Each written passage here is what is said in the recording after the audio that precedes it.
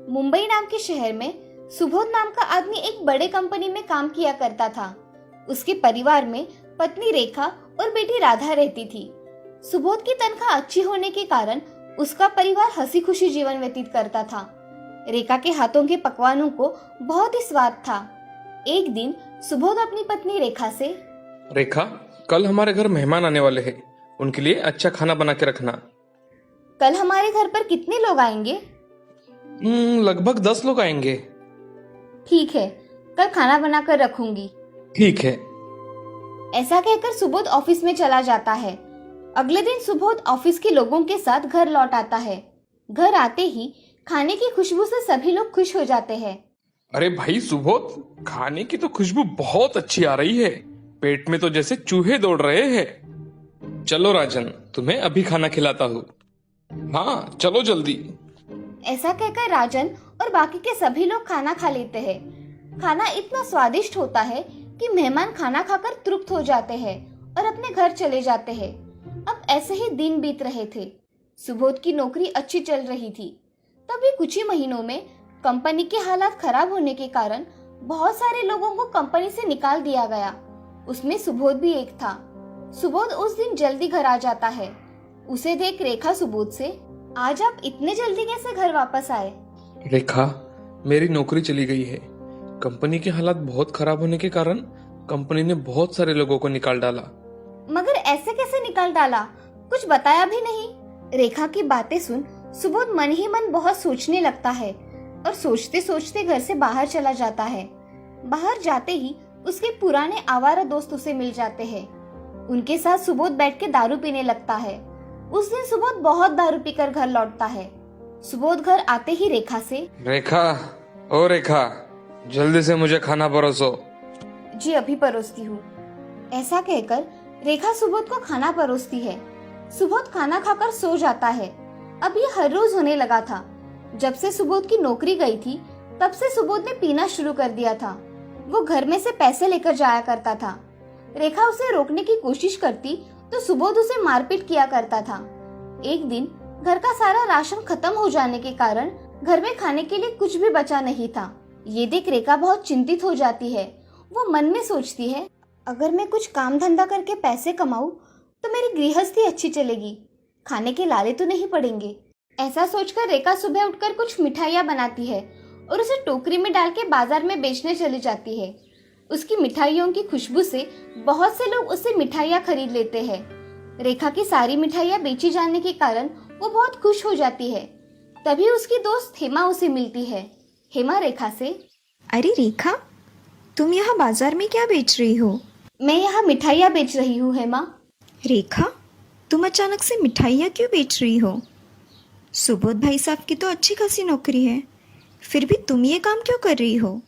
उनकी नौकरी चली गई और घर में खाने के लाले पड़ने लगे थे, इसीलिए मैंने मिठाइयाँ बनाना शुरू कर दिया। अच्छा, मुझे पता नहीं था रेखा। वैसे तुम्हारे हाथ की मिठाइयाँ तो बहुत स्वादिष्ट होती है। मुझे भी देना 1 किलो मिठाई। हाँ, अभी देती हूँ।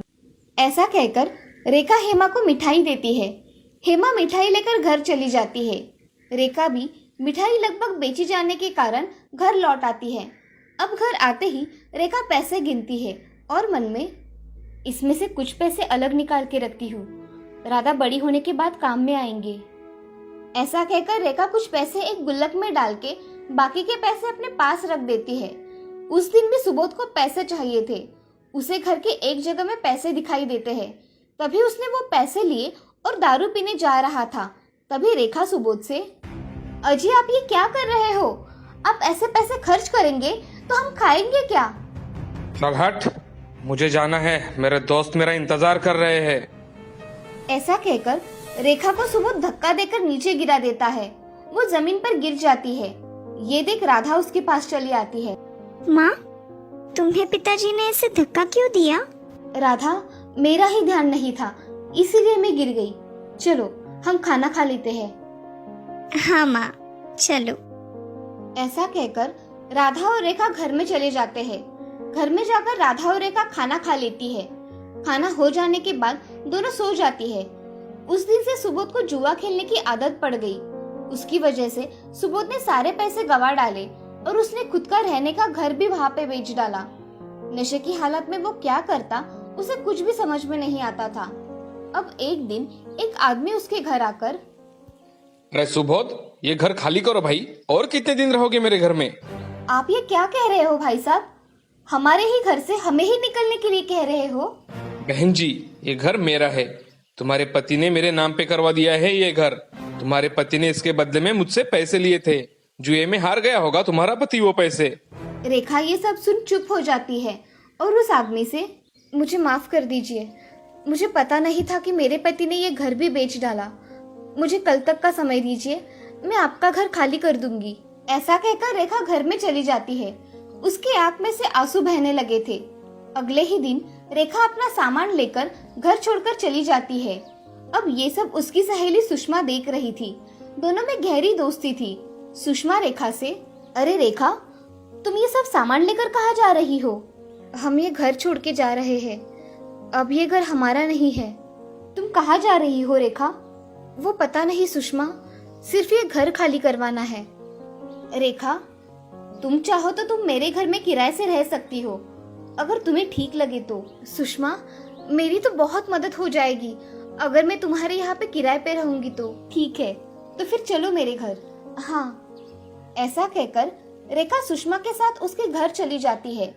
अब रेखा, सुबोध और राधा अच्छी तरह से उस घर में रहने लगे थे, मगर घर की जिम्मेदारी रेखा के सर पर आने की वजह से रेखा को काम करना पड़ता था। अब रेखा बहुत सारी मिठाइयाँ बनाती और बाजार में जाकर बेचा करती थी। इन सब में राधा अब बड़ी हो गई थी। राधा अब अपनी माँ का हाथ बटा दिया करती थी। ये सब देख रेखा बड़ी खुश हुआ करती थी, मगर उसे उसकी बेटी की शादी की चिंता थी। इसीलिए रेखा थोड़े थोड़े जमा किए हुए पैसे बेटी की शादी के लिए रखती थी। मगर एक दिन सुबोध का एक्सीडेंट हो गया। सुबोध का अस्पताल में बहुत बड़ा ऑपरेशन हुआ। उसमें रेखा ने जमा किए हुए सारे पैसे खर्च हो गए, मगर सुबोध बच न सका। ये सब सुन रेखा और राधा बहुत फूट फूट कर रोने लगे। आज उनके घर का सहारा ही चला गया था। अब रेखा के मन में अपनी बेटी की शादी का ख्याल आता है, मगर पास में पैसे ना होने के कारण वो फिर से काम करने लगती है। एक दिन रेखा की सहेली हेमा उसे दिखती है। तभी हेमा रेखा से, रेखा, सुबोध भाई साहब का तो बहुत बुरा हुआ। अब तुम दोनों कैसी हो? हम दोनों अच्छी है हेमा, तुम्हारा कैसे चल रहा है? मेरा तो सब ठीक है। मेरे मन में कितने दिनों से एक बात थी, तुम कहो तो पूछूं? हेमा, इसमें पूछने की क्या बात है, पूछो। रेखा, मेरा बेटा अच्छी कंपनी में काम करता है और मैं चाहती हूँ कि राधा मेरे घर की बहू बने। ये सब बातें सुनकर रेखा हेमा से, हेमा, मेरी राधा अगर तुम्हारे घर की बहू बनेगी तो मेरी राधा के भाग ही खुल जाएंगे, मगर मेरे पास तुम्हें देने के लिए कुछ भी नहीं है। मुझे लड़की के सिवा कुछ नहीं चाहिए रेखा। मुझे तो ये रिश्ता मंजूर है और शादी का सारा खर्चा मैं ही करूंगी। ये सब सुन रेखा की आंखों में से आंसू बहने लगे। अब रेखा हेमा के गले लग जाती है और हेमा रेखा से, तुम किसी भी चीज की चिंता मत करो रेखा, मैं सब संभाल लूंगी। और रही बात पैसों की, तो वो आज है तो कल नहीं। हाँ हेमा, मुझे तुम जैसी सहेली मिली, मेरे तो भाग ही खुल गए। दोनों की बातचीत चल रही थी, तभी राधा वहाँ आ जाती है। रेखा राधा से, राधा, हेमा चाची का आशीर्वाद लो। ऐसा कहते ही राधा हेमा के पैर पड़ के आशीर्वाद लेती है। अब कुछ ही दिनों में हेमा के बेटे गोविंद के साथ राधा की शादी हो जाती है। जैसा रेखा ने सोचा था, उससे कई बेहतर शादी राधा की हुई थी। ये सब देख रेखा बहुत खुश हो गई थी। अब रेखा भी अपना जीवन अच्छी तरह से व्यतीत कर रही थी। एक गरीब को लड़की की शादी करवाना सच में बहुत ही कठिन काम होता है। और तो और हमारे समाज में दहेज प्रथा होने के कारण लड़कियों को घरेलू हिंसा का शिकार होना पड़ता है। इसीलिए हमें इन सब का विरोध करना चाहिए। इस कहानी से हमें ये सीख मिलती है कि जिंदगी में कभी भी हार नहीं माननी चाहिए। हर कठिन परिस्थिति का डटकर सामना करना चाहिए। रामगढ़ नाम का एक सुंदर गांव था। उस गांव में रेवती नाम की औरत दूध बेचने का काम किया करती थी। रेवती की सुधा और राधा नाम की 2 लड़कियां थी। दोनों भी पढ़ाई अच्छी तरह से किया करती थी। रेवती के पास 3 गाय होने के कारण रेवती गाय का दूध बाजार में जाकर बेचा करती थी। कभी कभी दूध बच जाने के कारण रेवती उस बचे हुए दूध का दही बनाकर बेचा करती थी। रेवती का स्वभाव विनम्र होने के कारण लोग उससे ही दूध और दही खरीदा करते थे। एक दिन चंपा रेवती के घर आकर, रेवती बहन, मेरे घर आज मेहमान आने वाले हैं, इसीलिए मुझे 5 लीटर दूध और 2 किलो दही चाहिए था। आज दूध और दही दोनों भी है, ये लो चंपा। और कुछ चाहिए? नहीं, और कुछ नहीं चाहिए। चलो रेवती बहन, मैं आती हूँ। हाँ, रेवती दूध देकर बाहर गायों को पानी और चारा डाल के घर में आती है। घर में आकर देखती है तो सुधा और राधा घर का काम कर रही थी। उन्हें देख रेवती, सुधा जरा पानी तो लाना। हाँ माँ, अभी लाती हूँ। ऐसा कहकर सुधा पानी लेकर आती है और तभी सुधा रेवती से, माँ आज तुम थकी हुई लग रही हो, तुम कहो तो हम तीनों गायों को लेकर चराने जाते हैं। हाँ माँ, यही पास में ही लेकर जाते हैं। ठीक है, तुम दोनों गायों को लेकर जाओ, लेकिन उन पर ध्यान रखना, किसी के खेत में नहीं जानी चाहिए। हाँ माँ, हम गायों पर ध्यान रखेंगे। चलो दीदी। ऐसा कहकर राधा और सुधा गायों को लेकर वहां से जंगल की ओर चली जाती है। जंगल में जाते ही सुधा और राधा एक पेड़ के नीचे बैठ जाती है। गाय उनके पास ही घास खा रही थी। थोड़ी देर में दोनों बहनें गायों को लेकर घर चली जाती है। घर जाते ही सुधा अपना काम करने लग जाती है और राधा अपनी पढ़ाई कर लेती है। तभी रेवती के घर की पड़ोसी रेखा आ जाती है। रेखा रेवती से, रेवती बहन, मेरे घर में कल का खाना बहुत बचा हुआ है, मैं तुम्हारे गायों को वो खाना खिला दूं क्या? हाँ खिला दो रेखा, ये भी कोई पूछने वाली बात है। ऐसा कहकर रेवती घर में चली जाती है। रेखा को रेवती की तरक्की देख जलन महसूस हुआ करती थी, इसीलिए रेखा ने गायों के खाने में आज कुछ मिलाकर लाया था। रेखा मन ही मन बहुत खुश होकर, मैंने ये खाना गाय को खिला दिया तो गाय दूध ही देना बंद कर देगी, कितना मजा आएगा ना, रेवती का धंधा बंद हो जाएगा। ऐसा कहकर रेखा गाय को खाना खिलाकर वहां से चली जाती है। शाम होने पर रेवती गाय का दूध निकालने जाती है। गाय दूध ही नहीं देती। लगता है आज इनका पेट भरा नहीं होगा, इसीलिए मेरी गाय दूध नहीं दे रही है। मैं सुबह इनका दूध निकालूंगी। अब रेवती घर में जाकर अपना काम कर लेती है और अगले दिन सुबह रेवती गाय का फिर से दूध निकालने जाती है। गाय आज भी दूध नहीं देती। ये देख रेवती बड़ी चिंतित हो जाती है और खुद से, मेरी गायों को अचानक से क्या हो गया है, इन्होंने कल भी दूध नहीं दिया और आज भी दूध नहीं दिया। ऐसा सोचते सोचते रेवती घर में आ जाती है। रेवती बड़ी चिंतित हो गई थी। ऐसे ही 1 महीना पूरा हो गया मगर गायों ने दूध ही नहीं दिया। इससे घर के हालात बहुत खराब हो गए थे। उनके खाले के लाले पड़ने लगे थे। ये देख रेवती बड़ी परेशान होने लगी। कमाने का एक ही जरिया होने के कारण रेवती बहुत सोचने लगी। एक दिन रेवती को हार्ट अटैक आ गया। तभी घर में सुधा अकेली थी। सुधा ने पड़ोसियों को बुलाकर रेवती को अस्पताल में लेकर गई। राधा को ये बात जैसे पता चली वैसे ही राधा अस्पताल में आ गई। तभी डॉक्टर आते हैं। डॉक्टर, क्या हुआ है मेरी माँ को? आपकी माँ को हार्ट अटैक आया है, इसलिए उनकी हालत बहुत खराब है। उनका जल्द ही ऑपरेशन करना पड़ेगा। डॉक्टर, मेरी माँ के ऑपरेशन का कितना खर्चा आएगा? कम से कम 2 लाख तक आएगा। सुधा सोचने लगी कि पैसों का इंतजाम कहाँ से हो पाएगा। इसी सोच में सुधा अस्पताल से घर के लिए निकल गई। घर जाते समय उसे एक सिद्ध बाबा दिखाई दिए। सुधा उनके पास जाकर, प्रणाम बाबा। क्या हुआ है बेटी, बड़ी चिंतित लग रही हो? बाबा, मैं बड़ी कठिन परिस्थिति में हूँ। मेरी माँ का ऑपरेशन करवाना है और उसके लिए बहुत सारे पैसे चाहिए। मैं इतने सारे पैसे कहाँ से लाऊं? बाबा अपनी आंखें बंद कर ध्यान लगाते हैं। तभी उन्हें सारी कहानी पता चल जाती है। तभी बाबा सुधा से, बेटी, मैं तुम्हें ये जल दे रहा हूँ, इसे तुम अपनी गायों को पिलाना। इससे चमत्कार होगा और तुम्हारी गाय दूध की जगह सोना देने लगेगी।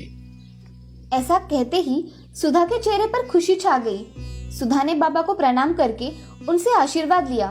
तभी बाबा ने उसे एक कमंडलू में से जादुई जल दिया। वो जल लेकर सुधा अपने घर चली जाती है। घर आकर सुधा ने तीनों गायों को समान मात्रा में जादुई जल पिलाया। उस जल को पीते ही गाय सोना देने लगी। एक गाय सोना, दूसरी गाय चांदी के सिक्के और तीसरी गाय हीरे देने लगी। ये देख सुधा बहुत खुश हो जाती है। सुधा सोने के सिक्के जमा करके एक पोटली में भर लेती है और चांदी के सिक्के और हीरे एक पोटली में भर के घर में रख देती है। सुधा बाहर आकर गायों से, बाबा, आज आपकी वजह से मेरी माँ का ऑपरेशन हो पाएगा। आपका बहुत बहुत धन्यवाद। अब सुधा पोटली लेकर सोनार के पास चली जाती है। वहाँ सोने के सिक्के बेचकर पैसे लेती है। सुधा पैसे लेकर अस्पताल में जमा करवाती है। रेवती का जल्द ही ऑपरेशन हो जाता है। कुछ ही दिनों में रेवती स्वस्थ होकर घर आ जाती है।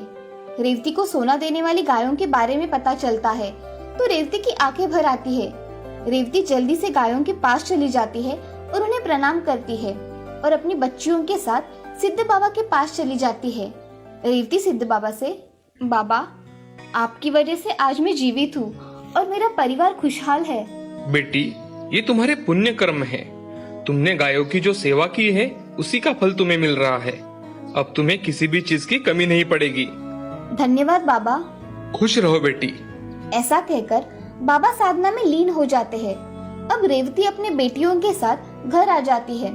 घर आकर रेवती सोना, चांदी और हीरे जमा करके सोनार के पास चली जाती है और उन्हें बेचकर जो पैसे आते हैं उसमें रेवती खुद का घर अच्छा बनवाती है और गरीबों को बहुत दान करती है। उस गांव में किसी गरीब को पैसे की जरूरत पड़े तो वो रेवती के पास आ जाया करता था और रेवती उनकी मदद कर दिया करती थी। रेवती जादुई 3 गायों की सहायता से गरीब लोगों की मदद कर रही थी। साथ ही साथ उसने गांव में बड़ा अस्पताल भी बनवाया। उसमें गरीबों का मुफ्त में इलाज हुआ करता था।